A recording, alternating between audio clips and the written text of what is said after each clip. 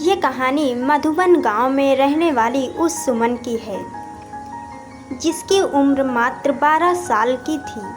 वह कभी स्कूल नहीं गई, फिर भी वह कुछ ऐसा करने का सपना देखती थी जिससे वो पूरी दुनिया में मशहूर हो जाए।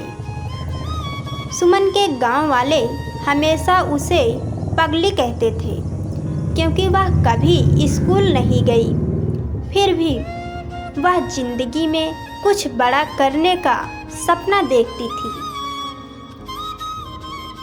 गांव वाले सुमन के पिताजी पर इस बात को लेकर दबाव बनाते थे कि सुमन पढ़ी लिखी नहीं है, इसलिए जल्द से जल्द इसकी शादी कर दो, वरना आगे चलकर बहुत मुश्किल होगी।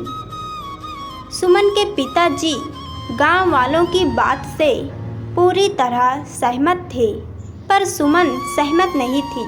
उसे तो शादी नहीं बल्कि पूरी दुनिया में नाम कमाना था, कुछ ऐसा करना था जिससे उस पर लोगों को बेटी होने पर गर्व होता। सुमन के लिए ये सब कुछ करना आसान नहीं था। गांव वाले इस बात से बेखबर थे कि वाकई में सुमन करना क्या चाहती है। वह किसी को इस बारे में नहीं बताई थी कि वह एक अच्छी चित्रकार है। उसे बचपन से चित्र बनाना अच्छा लगता था।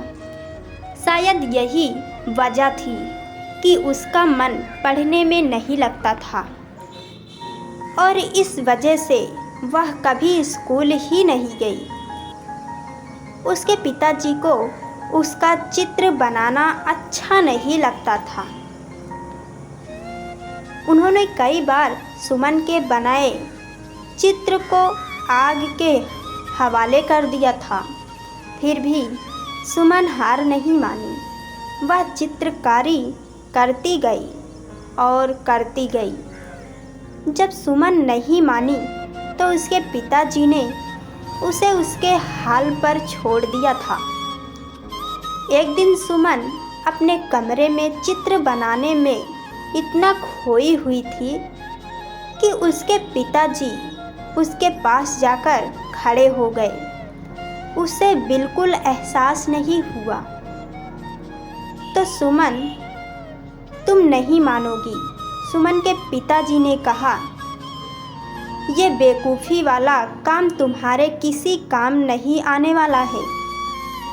पापा, आप मुझे हमेशा नीचे क्यों गिराना चाहते हैं? सुमन दुखी मन से बोली, मैं जिंदगी में कुछ करना चाहती हूँ। आप मुझे बार बार क्यों रोकते हैं? अगर हमें इस गांव में रहना है तो तुम्हें वही करना होगा जो गांव वाले चाहते हैं। कभी नहीं, मैं जो चाहती हूँ वही करूँगी, चाहे जो हो जाए। सुमन दृढ़ संकल्प से बोली, मुझे हराना किसी के लिए इतना आसान नहीं है। तुम ये नहीं चाहती ना कि मैं तुम्हारे सारे सपने को जलाकर राख कर दूं? पापा, इंसान को इतनी ताकत वहाँ की, वो भगवान के दिए गए हुनर को जलाकर राख कर दे। सुमन ने कहा, आपने मेरे बनाए गए चित्रों को जलाया है, मेरी हुनर को नहीं।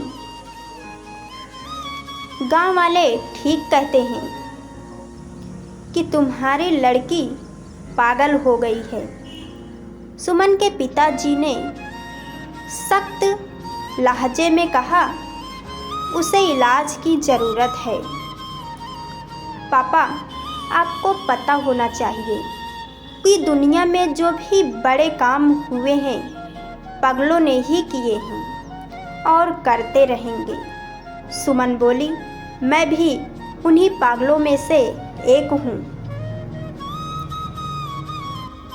मुझे लगता है तुम्हें समझाना बेकार है। सुमन के पिताजी ने कहा, और तुनकते हुए कमरे से बाहर चले गए।